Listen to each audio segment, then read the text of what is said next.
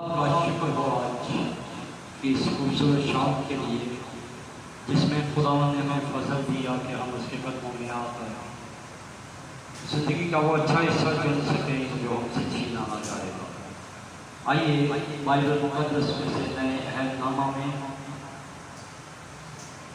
मुक़द्दस यूहन्ना की मार्फत लिखी गई यीशु मसीह की अंजील उसका 14वां बाब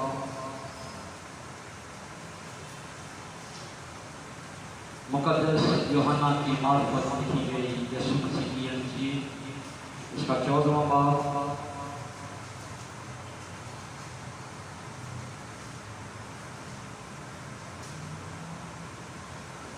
उसकी 27वीं आयत में मकतूब है, मैं तुम्हें इत्मीनान दिए जाता हूँ, अपना इत्मीनान तुम्हें देता हूँ। जिस तरह दुनिया देती है मैं तुम्हें उस तरह नहीं देता। तुम्हारा दिल ना घबराए और ना डरे। खुदा अपने पाक नाम के पढ़े और सुने जाए पर आमीन। सिर्फ रखें। यीशु मसीह की ज़मीनी खिदमत के दौरान जब वो इस ज़मीन पर अपनी खिदमत गुजारी के काम को सरअंजाम दे रहे थे और उनकी खिदमत गुजारी के काम तकरीबन इख्तिताम को पहुंच रहे थे, तो वक्तन फ़ौक़्तन वो अपने शागिर्दों के साथ अपनी मसलूबियत के ताल्लुक़ से, अपने सताए जाने के ताल्लुक़ से, अपने मरने के ताल्लुक़ से और अपने जी उठने के ताल्लुक़ से गुफ्तगू किया करते थे और उन्हें ज़हनी तौर पर इस बात के लिए तैयार किया करते थे कि उनका उस्ताद बहुत जल्द उनसे जुदा हो जाए। यीशु मसीह की ज़मीनी खिदमत के ये आखिरी आयाम है जब यीशु अपने शागिर्दों के साथ है और कोई भी नहीं। तो यूहन्ना 14 बाब की पहली आयत में लिखा है, तुम्हारा दिल ना घबराए। क्योंकि वो घबराए हुए थे, डरे हुए थे, खौफज़दा थे कि उनका उस्ताद जब उनसे जुदा हो जाएगा तो फिर उनकी रहनुमाई कौन करेगा, उनका दादरस को होना होगा और उनकी पैरवी कौन करेगा। ऐसी सूरत हाल में यीशु मसीह ने उनकी मज़ीद रहनुमाई की और कहा कि मैं अपना इत्मीनान तुम्हें दिए जाता, इस तरह नहीं जिस तरह दुनिया देती है, बल्कि मैं अपना इत्मीनान तुम्हें दिए जाता। तुम्हारा दिल ना घबराए।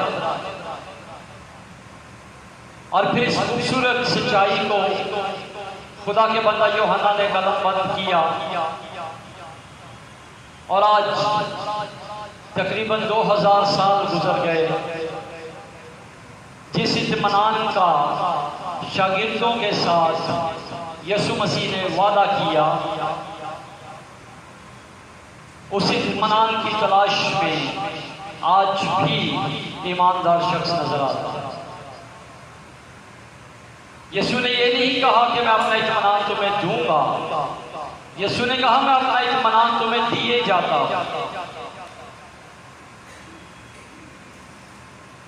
अब तक तो हमें इस एतबार से इंतहाई मजबूत तरीन हो जाना चाहिए था क्योंकि एक तवील अरसा गुजर गया यीशु मसीह को ये वादा किए हुए,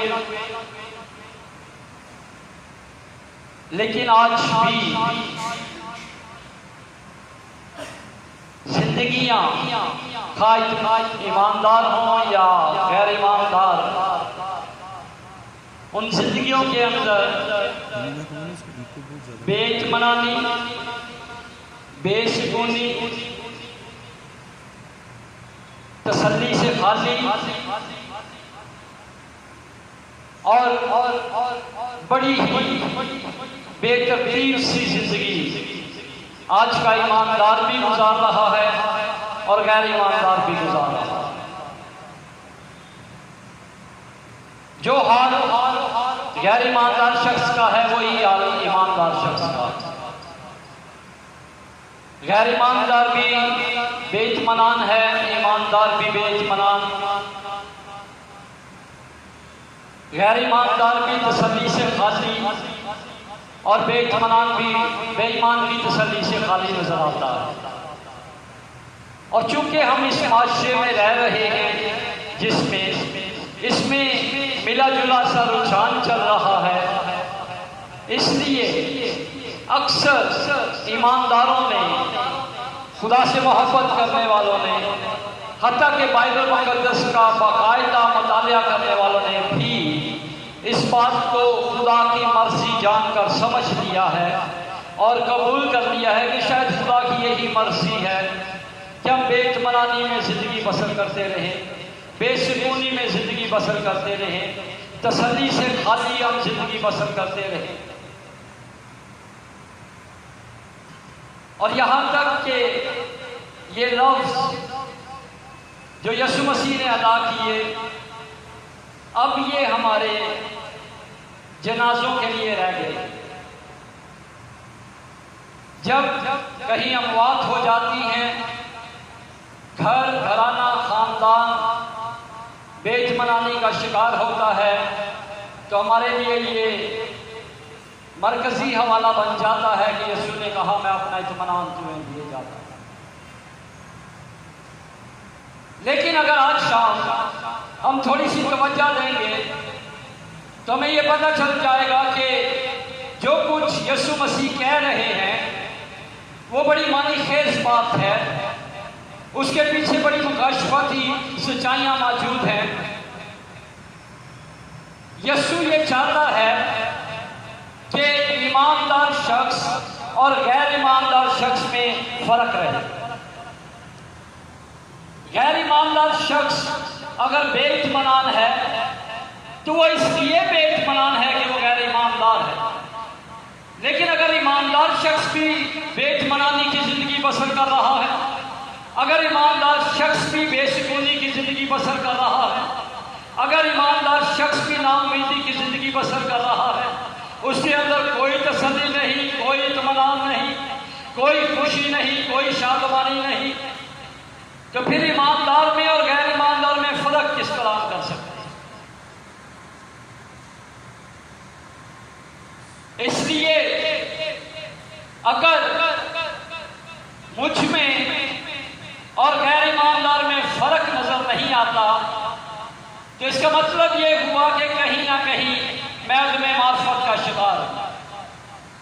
खुदा के कलाम को ना जानने के सबब से, कलाम की सच्चाइयों को ना समझने के सबब से, कलाम के भेदों से वाकिफ ना होने के सबब से मेरी तसल्ली, मेरा इत्मीनान, मेरा सुकून मुझसे जाता रहा।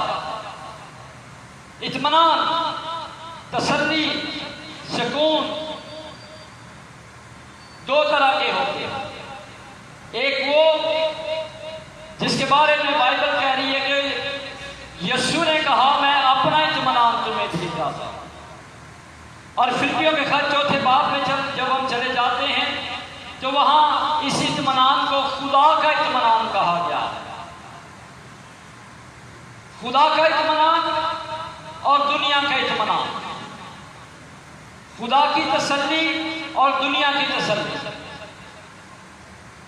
खुदा के साथ चलते हुए मुतमईन जिंदगी बसर करना और दुनिया के साथ चलते हुए पुरित्मीनान जिंदगी बसर करना। हम जब बेइत्मीनानी का शिकार हो जाते हैं, तसल्ली हमारी जिंदगी से जाती रहती है, शादमानी हमारी जिंदगी से चली जाती है। बहुत दफा उसके असरात हमारे बदन पर रूनुमा होते हैं, हमें डॉक्टर के पास जाना पड़ता है और उसके पास एक ही जवाब होता है कि आप बेआराम हो गए, आप बेसुकून हैं, आप बेइत्मीनान हैं, आपको खैर आपने अपने आप को आराम नहीं दिया, सुकून नहीं दिया और बेइत्मीनानी की जिंदगी गुजार रहे हैं, इसलिए आपको इत्मीनान की जरूरत है। और फिर वो ऐसी मेडिसिन देता है जिससे हम गहरी नींद में चले जाते हैं। और जब हम गहरी नींद में चले जाते हैं तो फिर कुछ वक़्त के लिए हमें इत्मीनान मिलता है, कुछ वक़्त के लिए, जिसे हम मुस्तकिल नहीं कह सकते, हम आरजी जरूर कह सकते हैं। आरजी इत्मीनान हमें मिलता है। और फिर जब हम आरजी इत्मीनान से बाहर आते हैं तो फिर दुनिया की भीड़ में खो जाते हैं, अपनी जिम्मेदारियों में, अपने कामों में मगन हो जाते हैं और एक बार फिर हम भूल जाते हैं कि हम बेइत्मीनान जिंदगी गुजार रहे हैं। लेकिन आज शाम बाइबल हमें ये सिखा रही है कि खुदा के इत्मीनान में और दुनिया के इत्मीनान में फर्क है। खुदा का इत्मीनान फर्क है, दुनिया का इत्मीनान फर्क है। और जिस इत्मीनान का यीशु मसीह अपने शागिर्दों के साथ वादा कर रहे हैं, वो खुदा का इत्मीनान, हकीकी इत्मीनान, हमेशा कायम रहने वाला इत्मीनान, और ऐसा इत्मीनान जो ईमानदार को गैर ईमानदार से अलग करता है, जो ईमानदार को गैर ईमानदार से अलग करता है। और आज अगर ईमानदार गैर ईमानदार से अलग नहीं है, खा वो मैं ही क्यों ना हूं, तो फिर इसका मतलब यह हुआ कि कलाम खुदा की रोशनी में जो इत्मीनान के मानी दिए जा रहे हैं, मेरी रसाई वहां तक नहीं हो पाई। और वहां तक रसाई ना होने पाने के सबब से मैं इत्मीनान को भी, जिसे खुदा का इत्मीनान कहा जा रहा है, मैं हासिल नहीं कर पा रहा। मुझे खुदा का इत्मीनान चाहिए। खुदा जिसके बारे में फिलिपियों 4 बाब में लिखा है कि वो इत्मीनान का सरचश्मा, वो ये वादा कर रहा है कि मैं अपना इत्मीनान तुम्हें दिए जाता हूं। अगर बिल्ली अपनी आंखें बंद कर ले, अगर कबूतर अपनी आंखें बंद कर ले, ये समझ कर के बिल्ली को नजर नहीं आ रहा, तो भी वो बिल्ली के हथे चढ़ ही जाता है और अपनी जान खो देता है। हम बेइत्मीनानी की इस दुनिया के अंदर अगर हम इस पर तवज्जो ना दें, इस पर ध्यान ना दें, इसे खातर में ना लाएं और जैसा हम चल रहे हैं वैसे ही चलते चले जाएं, तो ये बेइत्मीनानी हमारे बदनों को भी, हमारी रूहों को भी और हमारे आने वाले मुस्तकबिल को भी तबाह करके रखती है। हमें एक लम्हे के लिए रुकने की जरूरत है। खुदा का कलाम इस तरफ से हमारी क्या रहनुमाई करता है। खुदा के बंदा पालूस को इसका मकाशफा मिल गया था, इसलिए खुदा के बंदा पालूस ने बाइबल मुक़द्दस में उनके 14 खतूत हैं और 14 खतूत में से 13 खतूत के अंदर हर खत के आगाज में सबसे पहले, इससे पहले कि वो कलीसिया को कोई बात सिखाए, इससे पहले कि कलीसिया की कोई रहनुमाई करे, इससे पहले कि कलीसिया को कोई ताकीद करे, इससे पहले कि कलीसिया को कोई और मकाशफा दे, सबसे पहले वो कहता है खुदा का इत्मीनान तुम्हें हासिल होता है। रोमियो पहला बाब उसकी दूसरी आयत, पहला ग्रंथियों पहला बाब उसकी तीसरी और चौथी आयत, दूसरा ग्रंथियों उसका पहला बाब और उसकी इब्तिदाई आयत, और हर एक किताब के पहले बाब की इब्तिदाई आयत के अंदर सिवाय इब्रानियों के खत 13 खतूत के अंदर उसने शुरू ही में खुदा के इत्मीनान की बात की। खुदा का इत्मीनान, क्योंकि खुदा का इत्मीनान होगा तो बाकी मकाशफात की, बाकी सच्चाइयों की, बाकी खुदा के भेदों की, बाकी खुदा की खूबसूरत सलाहियतों की हमें समझ आ जाए। लेकिन अगर खुदा का इत्मीनान ही नहीं होगा तो फिर कुछ भी समझ नहीं आए। इसलिए इंतहाई ज़रूरी है कि सबसे पहले हमारी रूह के अंदर खुदा का इत्मीनान होना चाहिए। लेकिन पौलुस ने सिर्फ खुदा का इत्मीनान का लफ्ज़ नहीं इस्तेमाल किया। आइए रोमियों पहला बाब खोलते हैं।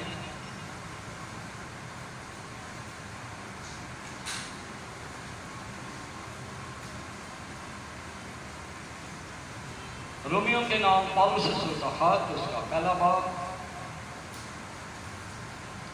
और उसकी 7वीं आयत।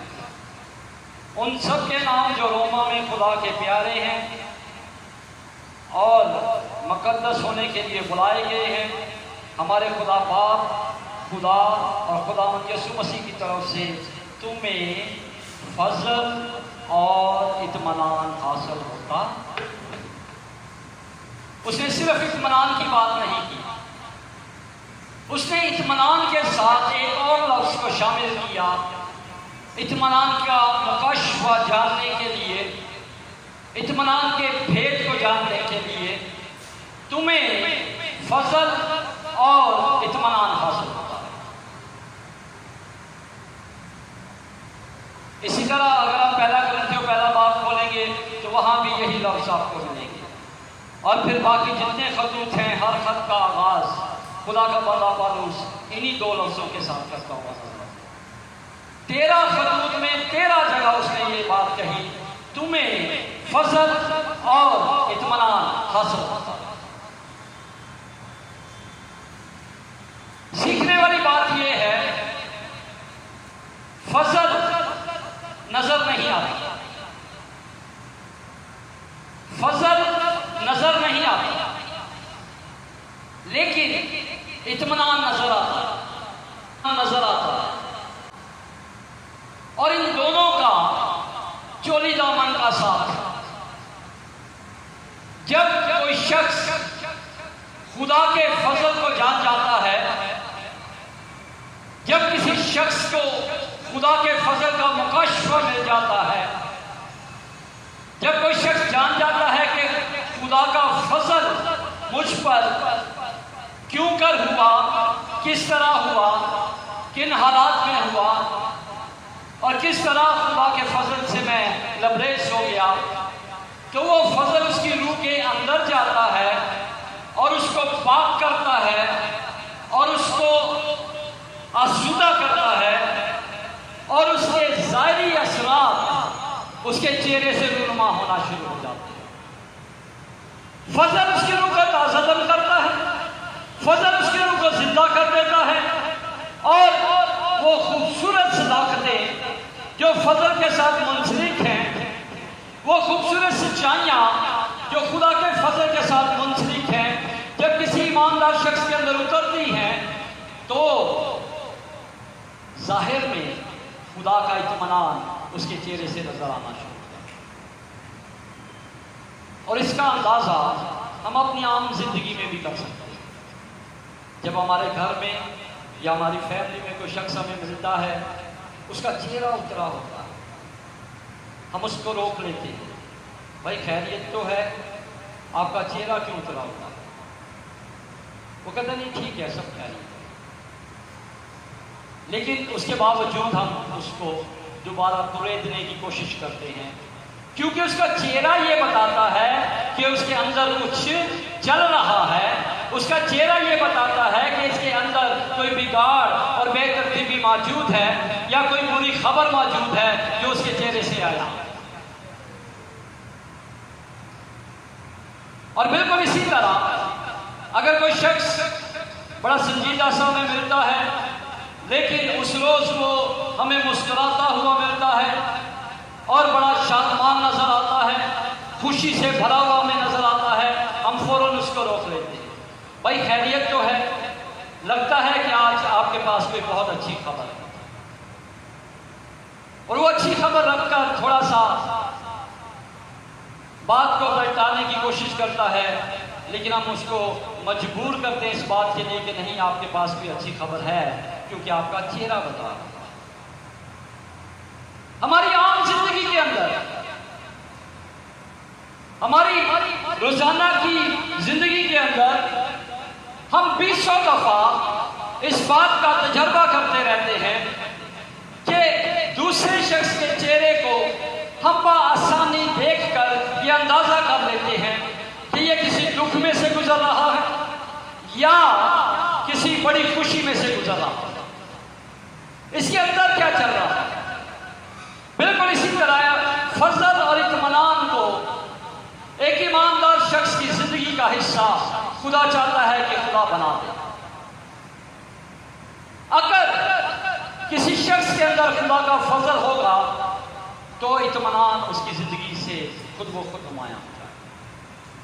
बड़ा इत्मीनान शख्स होगा, बड़ा मुतमईन शख्स होगा। लेकिन अगर खुदा के फजल से वो नावाकिफ है तो फिर इत्मीनान भी उसकी जिंदगी में नहीं।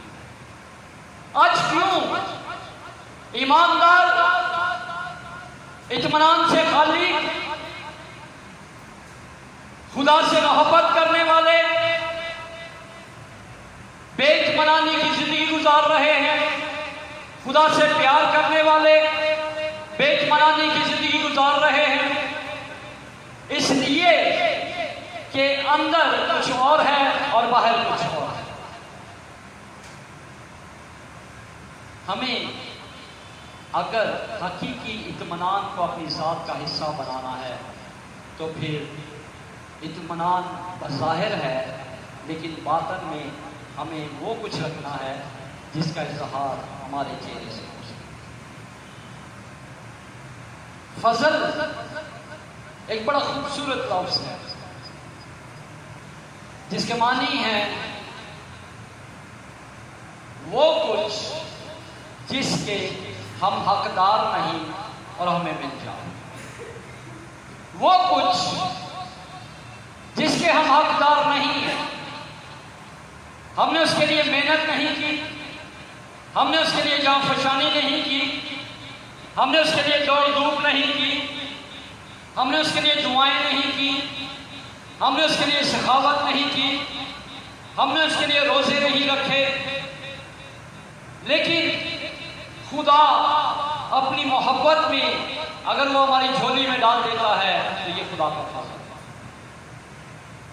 और अगर फजल की कोई खूबसूरत सच्चाई हमारे ज़ात का हिस्सा बन जाती है तो वो फिर हमारे चेहरे से आया होती है और हमारा चेहरा देखकर गैर ईमानदार महसूस कर लेते हैं कि वाकई इनकी ज़िंदगियों में खुदा का इत्मीनान है। पहली खूबसूरत सच्चाई इफ्सियों के नाम पौलुस रसूल का खत, उसका 2 बाब,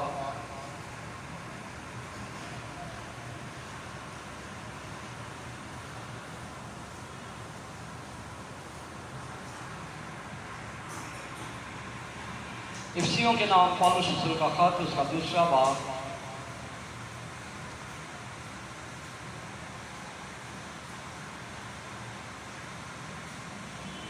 और उसकी 5वीं आयत। जब कसूरों के सबब ही से मुर्दा ही थे तो हमको मसीह के साथ जिंदा किया, तुमको फजल ही से नजात मिली है, तुमको फजल ही से नजात मिली है। और फिर उसके बाद 8वीं आयत में लिखा है, तुमको ईमान के वसीला से फजल ही से निजात मिली है और ये तुम्हारी तरफ से नहीं, खुदा की बख्शिश है। तुमको फजल ही से निजात मिली है और ये तुम्हारी तरफ से नहीं है, बल्कि ये खुदा की बख्शिश है, खुदा का इनाम है। ये है खुदा का फजल। यीशु मसीह इससे पहले कि जमीन पर पैदा होते पहले ही से फरिश्ता ने आकर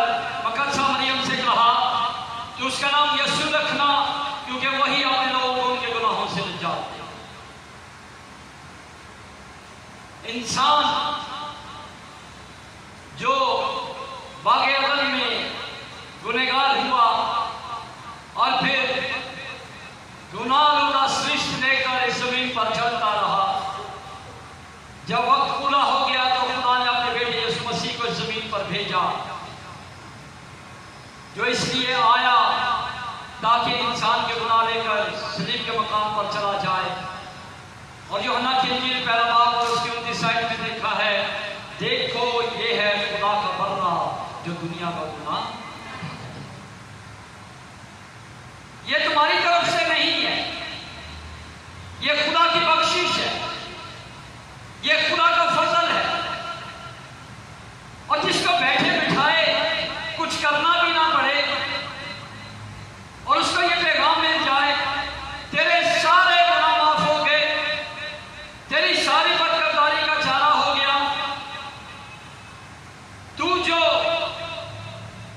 अपने गुनाह के सबब से जहन्नम का ईंधन बनने वाला था, तेरे सारे गुनाह मिट गए और एक शख्स यीशु मसीह ने तेरे गुनाह उठा लिए। इससे बड़ी उसके लिए क्या खुशखबरी हो। तो उसका इजहार कैसे होगा? हमारे चेहरे से, हमारे चेहरे से उसका इजहार। हम पूरे इत्मीनान, पूरे सुकून, इत्मीनान से लबरेज, और जब हम पूरे इत्मीनान होंगे तो फिर लोग कहेंगे कि वाकई इनके पास कोई खास सच्चाई मौजूद है। यीशु मसीह ने बादशाह का देते वक्त ये कहा कि मेरी यादगारी के लिए यही किया, क्योंकि हम इंसान हैं और हम भूल जाते हैं बहुत कुछ। खुदा नहीं चाहता कि हम अपनी उन फजल की सच्चाइयों को भूल जाएं जिसके साथ हमारी तसल्ली और हमारा इत्मीनान मंसूब है। फजल अंदर जाएगा, फजल का मुकाशफा हमारे अंदर होगा। फजल नजर नहीं आता, फजल की सच्चाइयां नजर नहीं आती, लेकिन अंदर जो खबर मौजूद है कि मैं बहुत बड़ा गुनाहगार था, यीशु मसीह ने मुझे निजात दी, यीशु मेरा निजात दहिंदा हो गया, यीशु मेरे गुनाह लेकर सलीब के मकाम पर चला गया, यीशु ने मेरी खातिर सलीब पर जान दी, यीशु ने मेरी खातिर कोड़े खाए, यीशु मेरे लिए मसलूब हो गया। उसका इत्मीनान मेरे चेहरे से आया होगा तो खुदा का फजल और खुदा का इत्मीनान मेरी साथ का हिस्सा। और यही बात खुदा का बना पालूस सिखाने की कोशिश कर रहा है। तुम्हें फजल और इत्मीनान हासिल होता है। फजल अंदर है, फजल नजर नहीं आता, इत्मीनान बाहर है, इत्मीनान नजर आता। लेकिन अगर हमारे चेहरे से इत्मीनान नजर नहीं आता तो इसका मतलब ये हुआ कि हम फजल की सच्चाइयों को या तो जान नहीं सके या जानने के बाद हम उन्हें दबाए रखें। एक और खूबसूरत सच्चाई फजल की, रोमियो के नाम पर का खत उसका 3रा बाब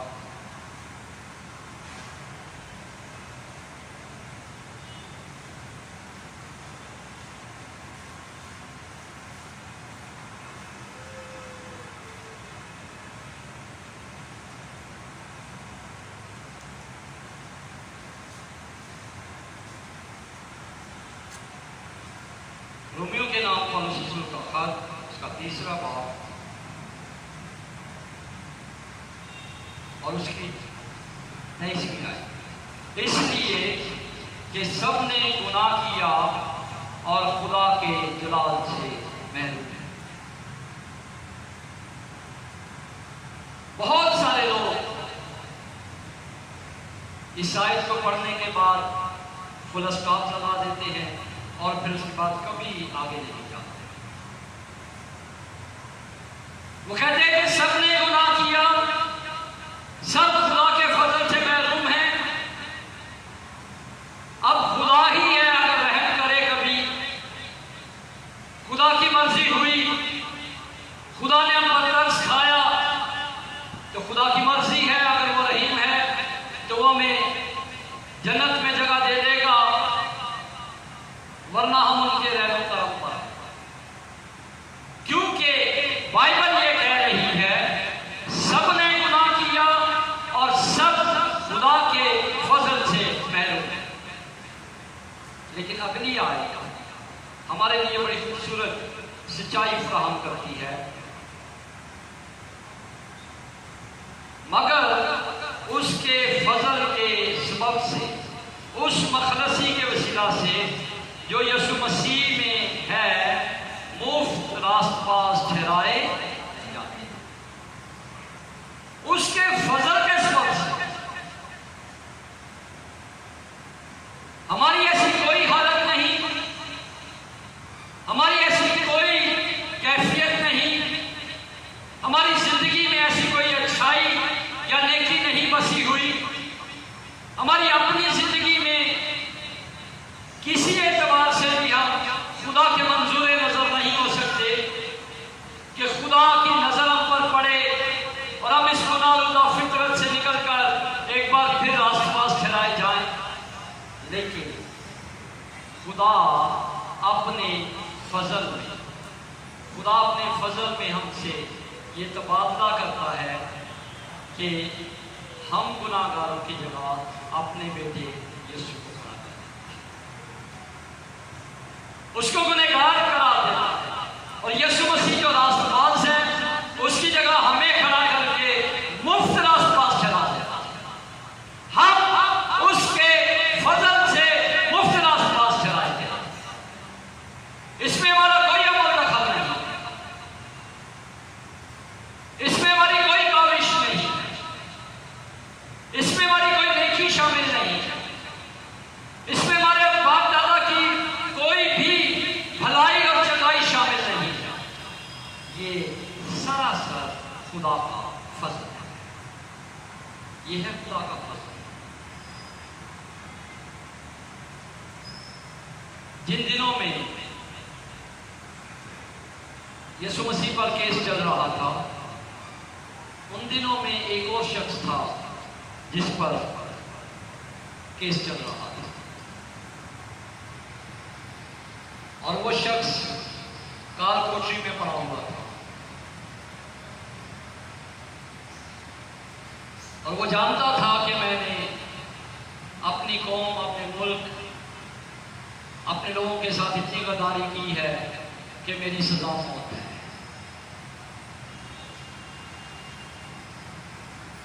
और वो अपनी जिंदगी के दिन गिनती कर रहा था, किस रोज ये काल कोठरी का दरवाजा खुलेगा, कोई शख्स इंटर होगा और वो मुझे पकड़ कर ले जाएगा और ले जाकर मुझे फांसी दे दी जाएगी।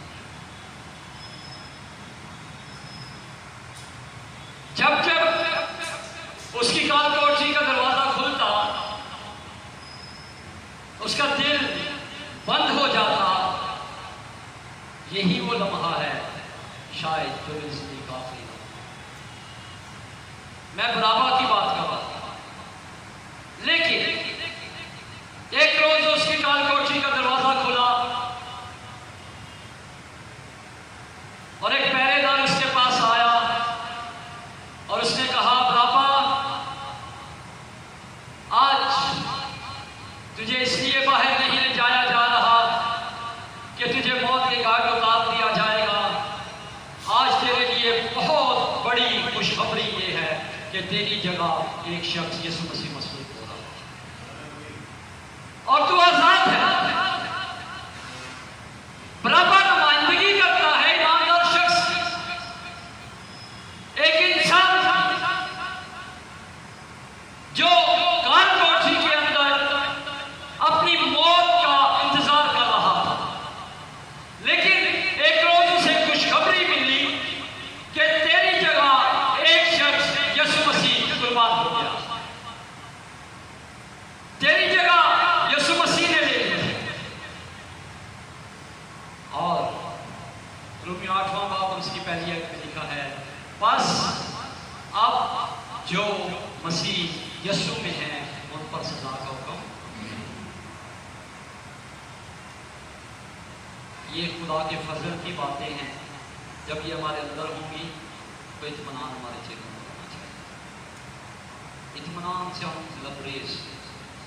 तीसरी खूबसूरत बात, यूहन्ना की इंजील उसका पहला बाब।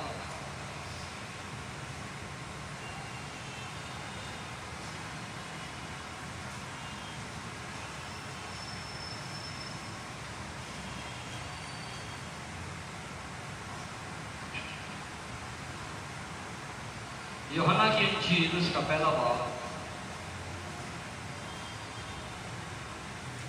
उसकी 11वीं आयत में लिखा है, वो अपने घर आया और उसके अपनों ने उसे कबूल ना किया, लेकिन जितनों ने उसे कबूल किया उसने उन्हें खुदा के फजल बनने का, यानी उन्हें जो उसके नाम पर ईमान लाते हैं, वो ना खून से, ना जिस्म की ख्वाहिश से, ना इंसान के इरादा से, बल्कि खुदा से पैदा। ये है वो फजल, उसने उन्हें खुदा के फजल होने का हक बख्शा। किया क्या? जो खुशखबरी मिली उसको सिर्फ रिसीव कर लिया, जो खुशखबरी मिली उसको सिर्फ कबूल कर लिया। जितनों ने उसे कबूल किया उसने उन्हें खुदा के फजल होने का हक बख्शा। आज के बाद तू गुलाम नहीं बल्कि खुदा का फजल, और खुदा का बेटा होना कितने बड़े एहसास की बात है। ये खुदा का फजल है। खुदा के बेटे होने के लिए हमने कुछ भी नहीं किया। खुदा के बेटे यीशु मसीह की मेरास में शरीक होने के लिए और शामिल होने के लिए हमने कुछ भी नहीं किया, सिर्फ अपने ईमान के साथ तस्लीम करना है। पहली खूबसूरत सच्चाई, यीशु मसीह के वसीला से हमें मुफ्त निजात मिली। दूसरी खूबसूरत सच्चाई, यीशु मसीह के वसीला से हम मुफ्त रास्तबाज़ ठहराएंगे। तीसरी खूबसूरत सच्चाई कि यीशु मसीह के वसीला से हम उसके फर्जंद हैं। और खुदा का बंदा यूहन्ना के खत में कहता है, हम ये तो नहीं जानते कि हम क्या कुछ होंगे, हम ये तो नहीं जानते कि हम क्या कुछ होंगे, लेकिन ये जानते हैं कि जैसा वो होगा वैसे। आमीन। आइए हम अपनी कदमों पर खड़े हो जाए। इतनी खूबसूरत बातों को सुनने के बाद भी अगर हमारे चेहरों पर इत्मीनान ना आए तो खतरनाक बात है। आइए खुदा के इत्मीनान से भर जाए, आइए खुदा के इत्मीनान से भर जाए। फजल की बातों को अपनी रूह के अंदर उतरने दीजिए, खुदा के फजल की बातों को अपने अंदर अपनी रूह के अंदर उतरने दीजिए। जिस कदर ज्यादा खुदा के फजल की बातों को अपनी रूह के अंदर उतरने देंगे, उस कदर ज्यादा खुदा का फजल आपके चेहरे से आया होता चला जाएगा, खुदा का फजल आपके चेहरे से आया होता जाएगा। आइए हम अपनी आंखें बंद करें और खुदावंद को मुबारक कहना शुरू करें, खुदावंद की हम्द करना शुरू करें, उसकी तमजीद करना शुरू करें, क्योंकि निजात खुदावंद की तरफ से है, वाकई खुदावंद की तरफ से है, छुटकारा खुदावंद की तरफ से है, और जिंदगी खुदावंद की तरफ से है। और उसके लिए हमने कुछ भी नहीं, उसने हमें मुफ्त निजात दी, उसने हमें मुफ्त निजात दी। हम कभी भी अपने कामों के सबक से रास्तबाज नहीं ठहर सकते। उसने अपने फजल से हमें मुफ्त रास्तबाज कराया। आओ हम शुक्रगुजारी के साथ बढ़ते हैं, आओ हम शुक्रगुजारी के साथ बढ़ते हैं। अगर आप खामोश रहेंगे तो गोया ये सच्चाइयां हमें भूल नहीं कर रहे। बाइबल ये कहती है अगर हम खामोश हैं तो इसका मतलब ये हुआ कि हम ये सच्चाइयां कबूल नहीं कर रहे। लेकिन अगर हम ये सच्चाइयां कबूल कर रहे हैं तो फिर जवाब दिए, यीशु तेरा शुक्र, तूने तेरे नाम दी, तूने मुझे रास्तबाज कराया, तूने अपने बेटे अपने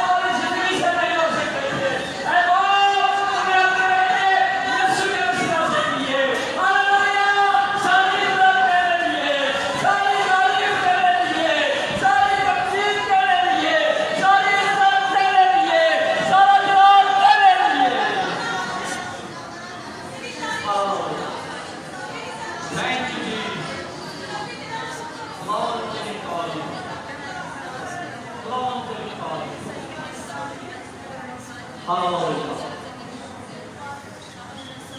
हालेलुया। इस बड़े फजल के लिए क्या ही अच्छा है कि अगर आप घुटनों के बल होकर उसका शुक्रिया अदा कर सकते हैं तो जरूर करें। इसलिए कि ये फजल दुनिया पर नहीं हुआ, हम पर हुआ। ये मुकाशफात उसने हमारे लिए खोले, ये मेहरबानी उसने हमारे लिए की है, ये काम उसने हमारे लिए किया है, ये तर्स उसने हमारे लिए खाया है। हालेलुया। अपनी निजात के लिए खुदा का शुक्र अदा करें, अपने रास्ते चलाए जाने के लिए खुदा का शुक्र अदा करें, अपनी जिंदगी के लिए खुदा का शुक्र अदा करें और यीशु मसीह में नई जिंदगी के लिए शुक्रिया अदा करें। बाइबल कहती है सब ने गुनाह किया और सब खुदा के नाम से महरूम हो गए, मगर खूबसूरत बात यह है यीशु के फजल के सबब से, यीशु के फजल के सबब से हम मुफ्त रास्ते चलाए जाते हैं। आओ इस अजीम रास्तबाजी के लिए खुदा का शुक्र अदा करें, आओ इस अजीम रास्तबाजी के लिए खुदा की तमजीद करें, आओ इस अजीम रास्तबाजी के लिए खुदा को मुबारक करें और दिल से उसका शुक्रिया अदा करें, दिल से उसके शुक्रगुजार। ये उसकी पाक और बेहद मोहब्बत है, ये उसकी पाक और बेहद मोहब्बत है। आओ उसकी इस अजीम मोहब्बत के लिए हम खुदा को मुबारक करें, हम खुदा को मुबारक करें। एक शुक्रगुजारी की दुआ बहनों की तरफ से करेंगे, एक शुक्रगुजारी की दुआ भाइयों की तरफ से करेंगे और शुक्रगुजारी से भरकर पाँव और जमीन उसे इज्जत और जलाल दे, उसे मुबारक रहे, उसका शुक्र करे क्योंकि वो काबिल मुतलिफ है, उसने हमारे आसमान को खोला है, उसने हम पर फजल किया है, उसने हम पर मेहरबानी की है, उसने हम पर तरस खाया है, उसने हम पर करम किया है। आओ इस अजीम करम के लिए हम खुदा को मुबारक करें।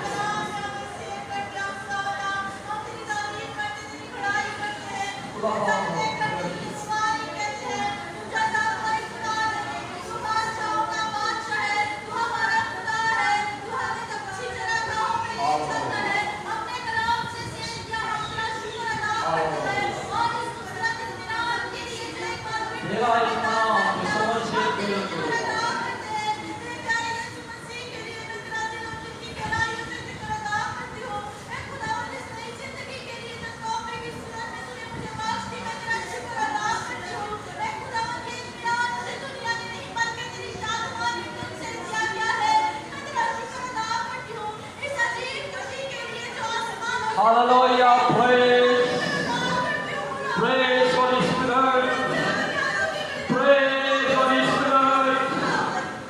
Thank you, Jesus. Hallelujah. Thank you, Jesus. Thank you, Jesus. Thank you, Holy Spirit. खुदावंद तुझे मुबारक है, खुदावंद तुझे मुबारक है।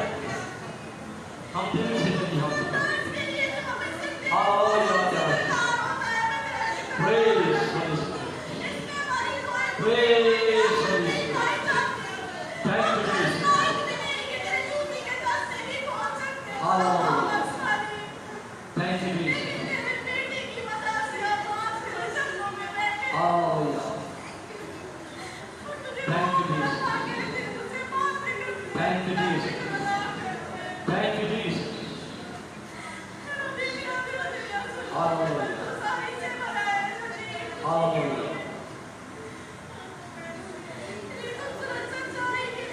Hallelujah. Thank you, Jesus. खुदावंद तेरी साइश, खुदावंद तेरी हम, खुदावंद तुझे मुबारक है। हालेलुया, हम तुझे मुबारक करते हैं। खुदावंद तेरी साइश करते हैं, हम तेरी बंदगी करते हैं, हम तुझे धन्यवाद करते हैं। हालेलुया तेरा शुक्र, हालेलुया तेरा शुक्र, हालेलुया तेरा शुक्र, हालेलुया।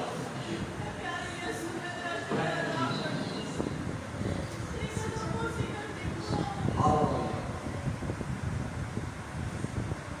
Praise. Hallelujah.